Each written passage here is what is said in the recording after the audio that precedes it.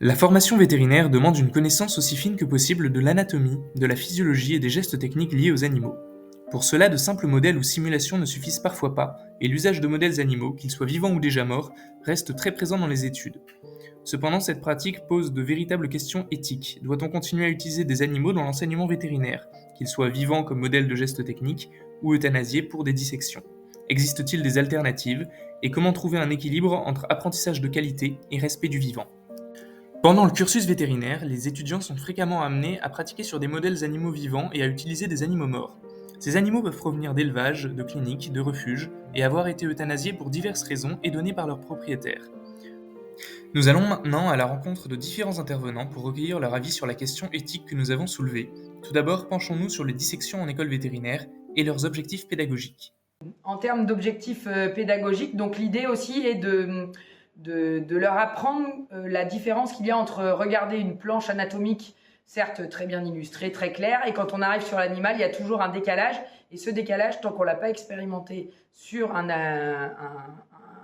morceau d'animal ou un animal entier, c'est difficile de se le représenter, et donc ça permet aussi d'apprendre ça. Et puis l'idée aussi, c'est que tant qu'on n'a pas utilisé de scalpel ou de ciseaux, en fait on ne sait pas du tout comment est-ce qu'il faut qu'on appuie, qu'on utilise ces ciseaux. Donc par exemple les ciseaux c'est vraiment fait pour écarter, et c'est comme ça qu'on s'en sert en chirurgie.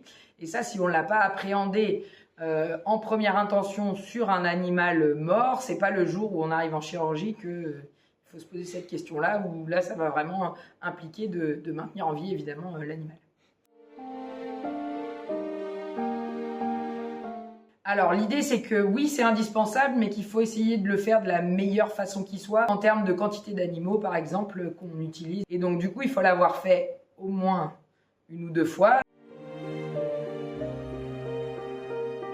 Alors, en fait ce qu'il y a, c'est que les approches vont être super complémentaires, et le but du jeu, voilà, c'est de multiplier les approches aussi pour que les étudiants à la fin soient les mieux formés possibles sur tous les aspects de leur futur travail. Pour d'autres, il est possible d'envisager une pédagogie sans recours aux animaux. Il existe des facultés de médecine vétérinaire dans le monde où on n'utilise plus les animaux en tant que TP. Les animaux en bonne santé. Ça n'existe plus. On peut le remplacer.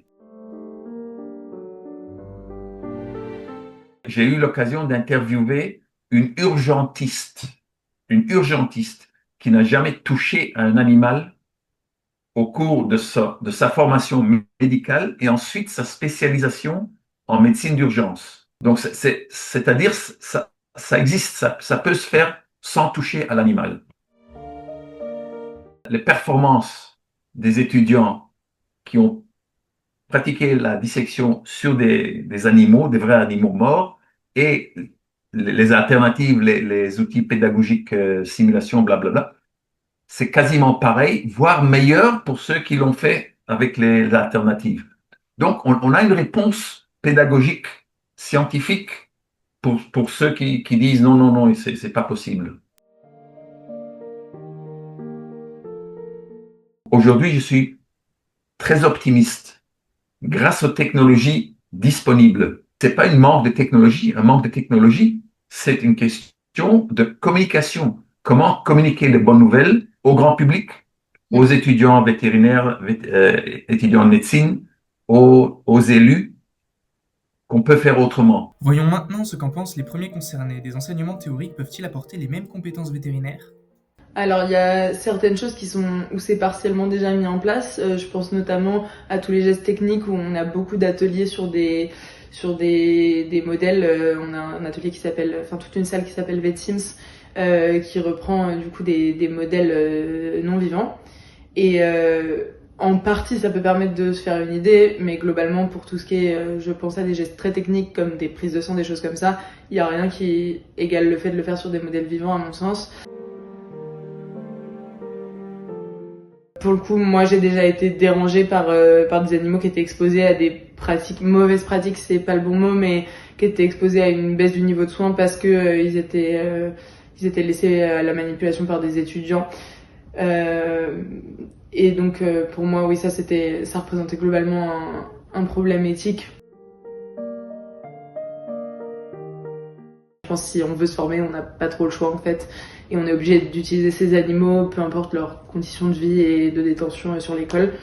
Et pour les animaux de l'hôpital universitaire, pareil, je pense que on est noté sur nos gestes techniques, donc si on refuse de les pratiquer, c'est la formation, c'est directement notre diplôme qui est en pâtit. L'enseignement vétérinaire évolue à la croisée des chemins entre tradition et innovation. Si l'usage de modèles animaux vivants ou morts reste central dans la formation et n'est pas voué à disparaître à court terme, il fait l'objet de débats pédagogiques et éthiques croissants. De nouvelles approches se développent, simulations informatiques, anatomie virtuelle interactive, moulage haute précision, réalité virtuelle ou augmentée. Sans remplacer totalement les pratiques actuelles, ces outils offrent des perspectives complémentaires et contribuent à repenser les méthodes d'apprentissage pour les années à venir. L'avenir dira quelle place prendra chacune de ces approches dans la formation des vétérinaires de demain.